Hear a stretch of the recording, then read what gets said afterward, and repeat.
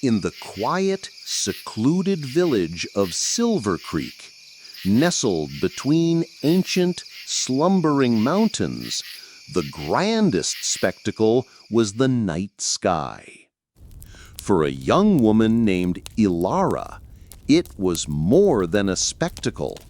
It was a map of possibilities, an ocean of unanswered questions.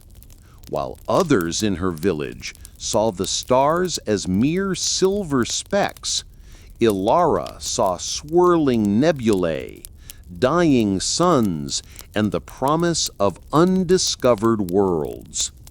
Her dream was to become an astrophysicist, a word that sounded as foreign in Silver Creek as the constellations she longed to study. This story is about the power of unwavering perseverance and the profound truth that our origins do not define our destiny. A dream against the grain. Ilara's primary challenge was the very earth beneath her feet. Silver Creek was a place of practicality, where dreams were weighed against the harvest and the coming winter. Her passion for the cosmos was seen as a fanciful distraction. The village library, her only portal to the outside world, was a dusty archive of forgotten knowledge. The astronomy books were decades old, their pages yellowed, and their star charts depicting a slightly different sky than the one she knew. There was no internet, no modern equipment, and certainly no telescope. Her greatest obstacle, however, was the gentle, well-meaning skepticism of her community. The stars are for poets, Ilara, not for a Silver Creek girl, her father would say, his hands calloused from a life of tangible work. There's no future in looking up.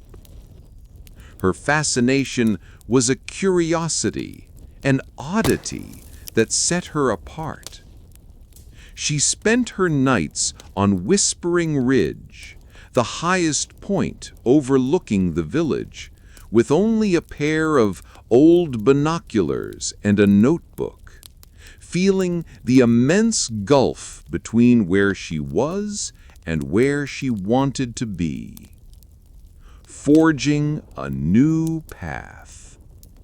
Frustration could easily have extinguished her ambition, but instead it forged it into resolve. One afternoon, tucked in the back of a tattered physics manual, Ilara found her spark, a simple diagram of a refracting telescope. An idea as bright and sudden as a meteor streaked across her mind. If she couldn't buy a telescope, she would build one. Her quest for parts became a local legend. She retrieved a thick, convex lens from the spectacles of a long-gone watchmaker, salvaged from a dusty box at the back of the general store. The eyepiece came from a sailor's cracked spyglass, which she painstakingly polished for weeks.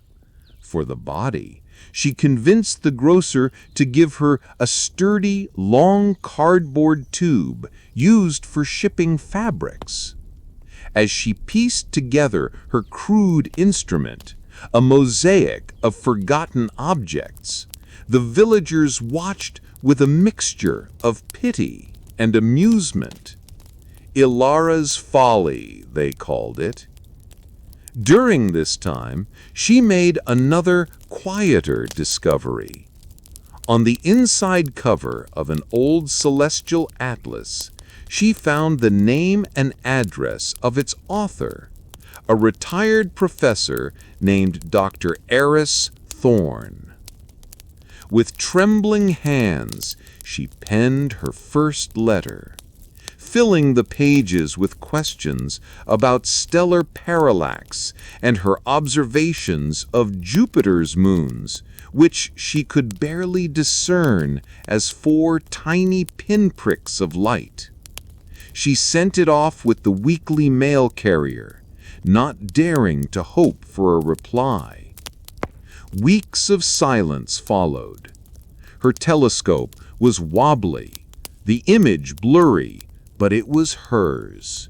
The first time she focused it on Saturn, the planet was a faint, hazy oval.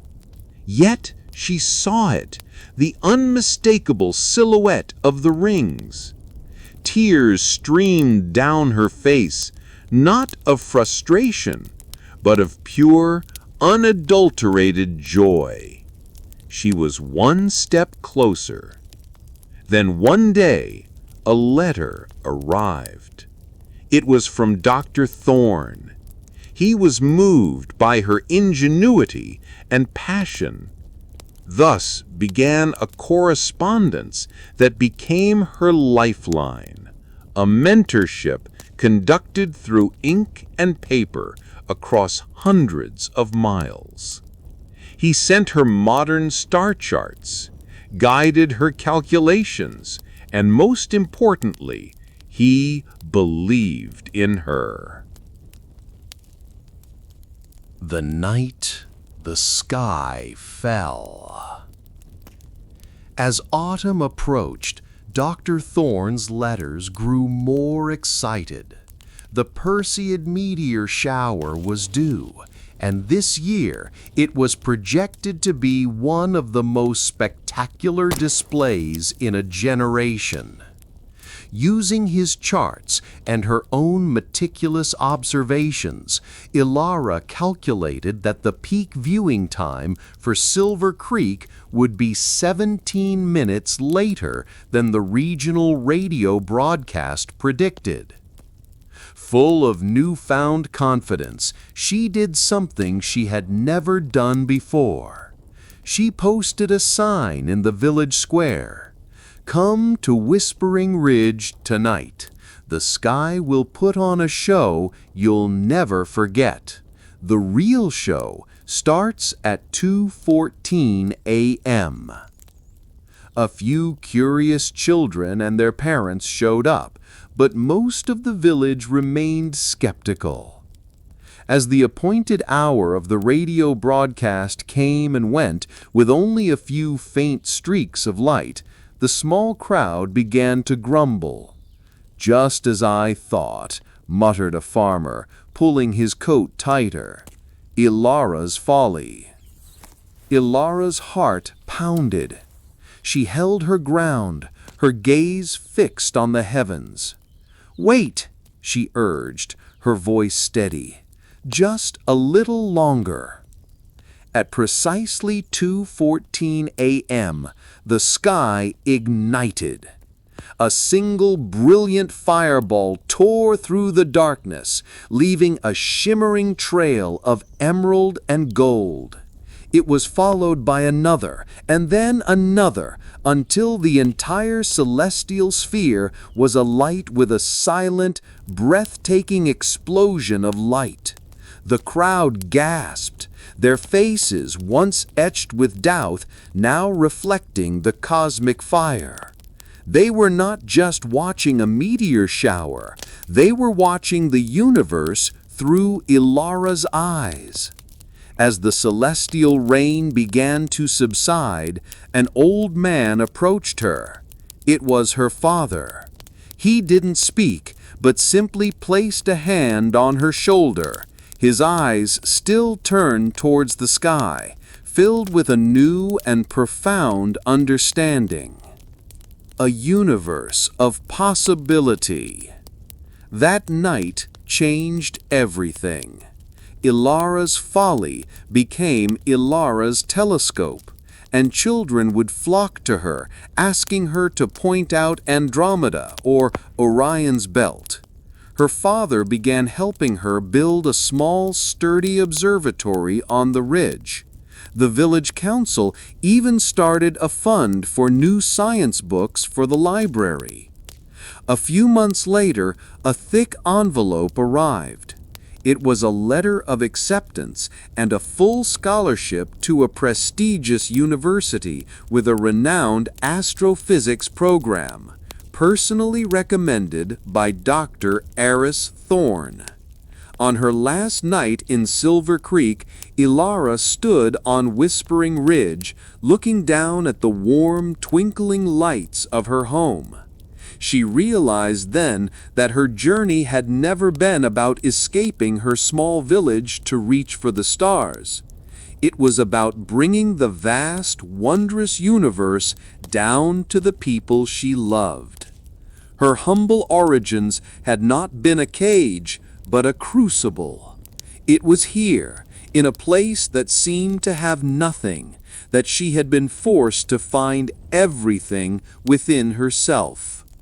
The most profound lesson the stars had taught her was that the distance between a small village and the farthest galaxy is bridged not by technology or privilege, but by the relentless gravity of a dream.